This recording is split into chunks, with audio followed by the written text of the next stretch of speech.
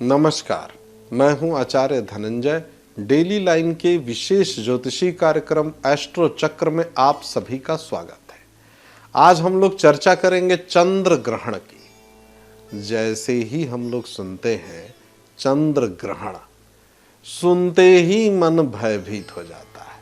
और जब भी चंद्र ग्रहण का योग बनता है, कुछ न कुछ नकारात्मक स्थितियां होती ही हैं। देखिए, ये जो शब्द है ये अपने आप में अकारक, नकारात्मक है और ये प्रभावी भी है, शक्तिशाली योग होता है। चंद्र ग्रहण, चंद्रमा से तो हम सभी लोग परिचित हैं और ग्रहण शब्द कभी भी शुभ नहीं हो सकता। ग्रहण अपने आप में सुनते ही लगता है कि किसी वस्तु का ग्रास, कोई नेगेटिव घटना घटने जा रही है, कोई बुरी घटना घटने जा रही है।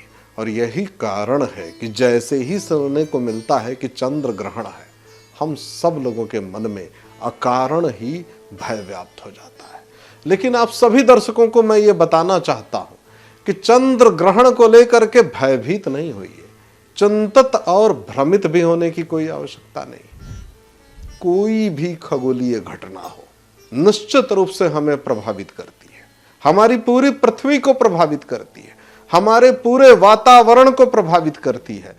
जिनकी जिनकी जन्म कुंडली में ग्रहण योग बना हुआ है, जन्म से ही बना हुआ है, उनको थोड़ी ज्यादा पीड़ा देता है। जिनकी जिनकी जन्म कुंडली में राहु की स्थिति, चंद्रमा की स्थिति नकारात्मक रूप में है, उनको थोड़ी ज्यादा पीड़ा होती है। बड़ा ही आंशिक रूप में चंद्र ग्रहण लग रहा है, बहुत ही आंशिक रूप में, और ये बिल्कुल भी आपको पीड़ित और प्रभावित नहीं करेगा, नकारात्मक रूप में बिल्कुल भी नहीं। चूंकि राहु का भी गोचर होने वाला है, तो राहु स्वयं कमजोर स्थिति में है। और चंद्रमा तो हम सभी लोग जानते ही हैं कि बड़ी तेज गति से ये गतिमान होते हैं। राहु स्वयं मेष राशि से मीन राशि में चलने को है और बिल्कुल अंतिम चरण में ये योग बन रहा है। इस योग का प्रभाव तो होगा, बड़ा ही आंशिक होगा, और केवल उन जातकों को थोड़ी सी पीड़ा होगी जिनकी जिनकी जन्म कुंडली में ठीक उसी प्रकार का ग्रहण का योग बना हुआ हो। आप सभी दर्शकों को एक और विशेष बात मैं बताता हूं। इस बार का जो ये योग बन रहा है वो किस राशि में, किस नक्षत्र में बन रहा है। देखिए, मेष राशि में ये योग बनेगा और अश्विनी नक्षत्र में ये योग बनेगा।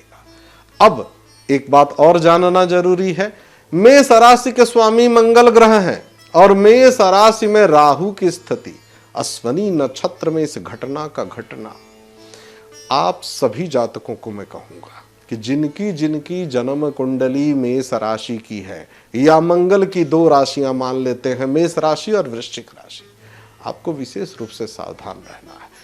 इस पूरी पद्धति के विषय में हमारे शास्त्र बहुत ही स्पष्ट है। चूंकि ये रहस्यमय है, इसके बारे में कोई विशेष जानकारी नहीं है, वैज्ञानिक रूप से भी नहीं है, तो हमें ये सावधानी रखनी ही चाहिए कि अकारण बाहर निकल करके इधर उधर यात्रा ना करिए, घर के अंदर रहिए, स्वच्छता के नियमों का पालन करिए। जब जब ग्रहण की स्थिति बनती है, चाहे वो सूर्य ग्रहण हो, चाहे चंद्र ग्रहण हो, हमारे यहाँ जो वैधानिक जो पद्धति है उसमें हम लोग क्या करते हैं, अन्न को छोड़ देते हैं। यदि अनिवार्य है तो फलाहार करते हैं, यदि अनिवार्य नहीं है तो केवल अपने इष्ट के मंत्रों का जप करते हैं। आप सभी दर्शक ये जान लें, 28 अक्टूबर की रात्रि में 11:30 से ये आंशिक रूप से धीरे धीरे क्रमबद्ध रूप में प्रभावी हो जाएगा। ग्रहण अचानक से नहीं लगता है, ये एक पूरी प्रक्रिया है और एक लंबे समय तक चलती है।